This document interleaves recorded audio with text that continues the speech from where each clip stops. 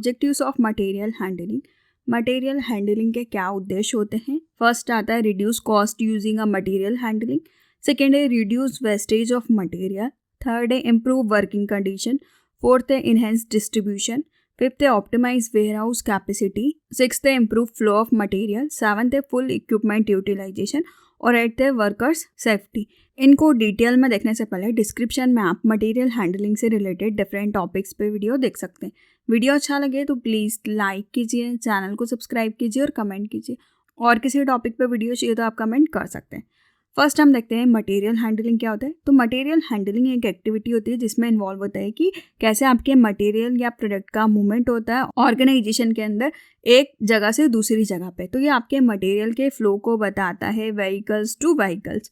तो इस एक्टिविटी में आप देखते हैं कि ऑर्गेनाइजेशन की क्या बाउंड्रीज है, मटेरियल का कैसा मूवमेंट होता है एक ऑर्गेनाइजेशन से, वो कैसी कैटेगरीज में जाता है, ट्रांसपोर्टेशन कैसे काम करता है, क्या डिफरेंट एक्टिविटीज़ रहती हैं। तो मटेरियल हैंडलिंग बहुत इंपॉर्टेंट होता है ताकि जो आपका मटेरियल है उसका प्रॉपर तरीके से स्टोरेज हो सके, प्रोटेक्शन हो सके, आप उसको कंट्रोल कर सकें, उसके मूवमेंट को आप देख सकें और different department like warehouse, production, manufacturing इनका सही तरीके से मूवमेंट कर सकें। इसलिए बहुत इंपॉर्टेंट होता है मटेरियल हैंडलिंग। तो जो हमने ऑब्जेक्टिव्स देखे थे उसको हम डिटेल में देखते हैं। फर्स्ट आता है reduce cost using a material handling.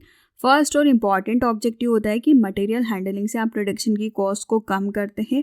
आप देखते हैं कि कौन सा लार्ज पॉपुलेशन जिसमें कि आपकी टोटल प्रोडक्शन की कॉस्ट ज़्यादा लग रही है मटेरियल को खरीदने में या उसके स्टोरेज में, उसके मूवमेंट में, मतलब एक जगह से दूसरे जगह जाने में। तो आप प्रोडक्शन की प्रोसेस को पूरा समझते हैं और आपको पता चलता है कि कहाँ पे ज़्यादा पैसा लग रहा है। जैसे कि प्रोडक्शन की प्रोसेस में आपके पास सफिशिएंट क्वांटिटी नहीं है, अच्छी क्वांटिटी नहीं है जिससे सही तरीके से काम चल सके। कम क्वांटिटी होगी, बार बार मूवमेंट करना है तो कॉस्ट इंक्रीज होगी। तो मटेरियल हैंडलिंग इंपॉर्टेंट होता है कि आप देखें कि कौन सी मेथड का आप यूज़ कर सकते हैं, कितनी क्वांटिटी रख सकते हैं और कैसे आप प्रोडक्शन की कॉस्ट को कम कर सकते हैं। सेकेंड आता है reduce wastage of material. Another objective होता है कि आप मिनिमाइज करते हैं मटेरियल की वेस्टेज को।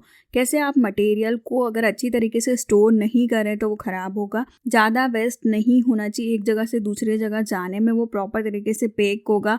आप उसको अच्छी तरीके से उठा रहे हैं तो कुछ भी लीकेज नहीं होगा, कुछ भी गिरेगा नहीं। तो मटेरियल हैंडलिंग बहुत इंपॉर्टेंट होता है कि आप उसको प्रॉपर तरीके से, प्रॉपर ऑर्डर में, सही अमाउंट में, सही टाइम पे, सही इन्वेंट्री में रखें। इस तरीके से आपका मटेरियल का मूवमेंट सही हो सके। तो आप इसमें देखते हैं कि कैसे आप मटेरियल की वेस्टेज को कम कर सकते हैं, उसकी कॉस्ट को कम कर सकते हैं और इसका रिजल्ट होता है कि आप ऑर्गेनाइजेशन के प्रॉफिट को इंक्रीज करते हैं। नेक्स्ट आता है इम्प्रूव वर्किंग कंडीशन। जब टेक्नोलॉजी नहीं आई थी तो सारा मूवमेंट और स्टोरेज जो होता था वो मैनुअली लेबर के थ्रू होता था। वो रिस्पॉन्सिबल होते हैं हर टास्क को करने के लिए, परफॉर्म करने के लिए वो रिस्पॉन्सिबल होते हैं कि कैसे वो लोडिंग करेंगे, अनलोडिंग करेंगे और वो पूरे काम को देखते थे, जिसकी वजह से एक्सीडेंट्स होते थे साइट्स पे या काम करने की जगह पे, प्रोडक्शन की जगह पे।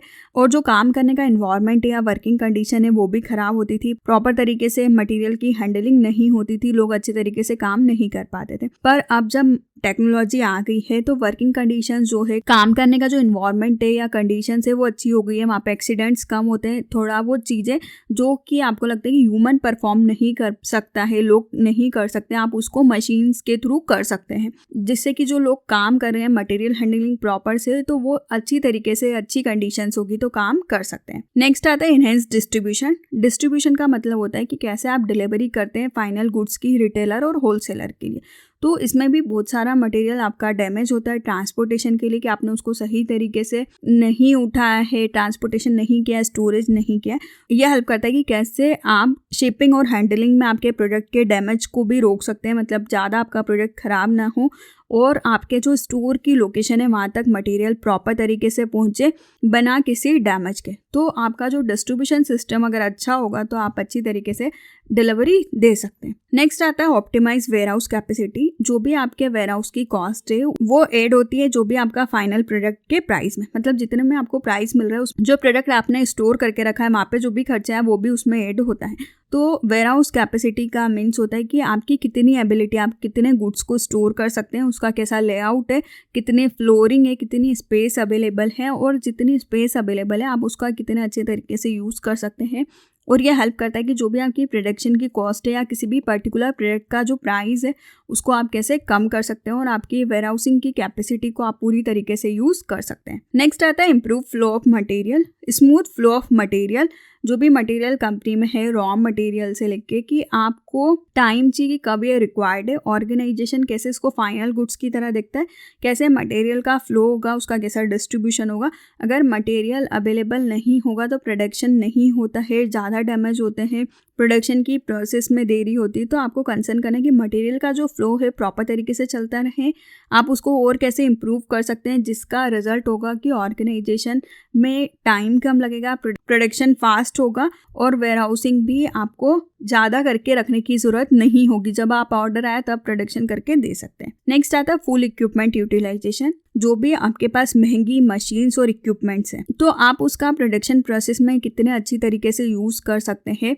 कुछ इक्विपमेंट्स में आप फेल हो जाते हैं कि आप उनका प्रॉपर तरीके से यूज़ नहीं करें क्योंकि आपने मटेरियल की हैंडलिंग प्रॉपर तरीके से नहीं की। आपको देखना है कि कौन से ऐसे इक्विपमेंट्स हैं जिसको आप और अच्छी तरीके से यूज़ कर सकते हैं, स्पीड अप कर सकते हैं मटेरियल को, उसकी सप्लाई को। वो मटेरियल हैंडलिंग हेल्प करता है कि कैसे आप पूरी अच्छी तरीके से यूटिलाइज करेंगे इक्विपमेंट की कैपेसिटी को। नेक्स्ट आता है worker safety. Last but not list objective होते हैं कि जो भी आपका मटेरियल हैंडलिंग है उसकी वजह से आपकी फैक्ट्री में एक्सीडेंट और जो भी रिस्क है काम करने की लोगों की, आप उसको कम कर सकते हैं और वर्कर्स को भी लगे कि उनके पास जो इन्वायरमेंट अवेलेबल है वो सेफ्टी वाला है तो वो और अच्छी तरीके से काम को कर सकते हैं। तो ये कुछ ऑब्जेक्टिव्स होते हैं मटेरियल हैंडलिंग के, जिसमें हमने देखा फर्स्ट आता है reduce cost using a material handling, कि कैसे हम कॉस्ट को कम कर सकते हैं मटेरियल हैंडलिंग का यूज़ करके। सेकेंड आता है रिड्यूस वेस्टेज ऑफ मटेरियल। जो भी मटेरियल वेस्ट हो रहा है, डैमेज हो रहा है, खराब हो रहा है, उसको हम कैसे कम कर सकते हैं। नेक्स्ट आता है इम्प्रूव वर्किंग कंडीशन। पहले सारी चीज़ें मैनुअली होती थी, अब टेक्नोलॉजी पे बेस्ड होने लग गई। तो आप कहाँ पे टेक्नोलॉजी का यूज़ कर सकते हैं जिससे वर्किंग कंडीशन प्रॉपर रहे, मटेरियल हैंडलिंग प्रॉपर रहे और लोगों के काम करने का जो इन्वायरमेंट है वो इम्प्रूव हो। नेक्स्ट आता है इनहेंस डिस्ट्रीब्यूशन। आपका जो डिलीवरी का सिस्टम है, जो आपका फाइनल गुड्स आप रिटेलर और होलसेलर को पहुंचा रहे हैं, आप उसको जल्दी से सही ट्रांसपोर्टेशन के थ्रू सही स्टोरेज में पहुंचा सकें। नेक्स्ट आता है ऑप्टिमाइज वेयर हाउस कैपेसिटी। आपके जो वेयर हाउसिंग की कैपेसिटीज़ है आप उसको और अच्छी तरीके से यूज़ करते हैं। जो भी आपका मटेरियल का फ्लो है आप उसको इम्प्रूव करते हैं। नेक्स्ट आता है फुल इक्विपमेंट यूटिलाइजेशन। जो भी आपके पास कॉस्टली मशीन्स या इक्विपमेंट्स है आप उसका अच्छी तरीके से यूज़ करते हैं।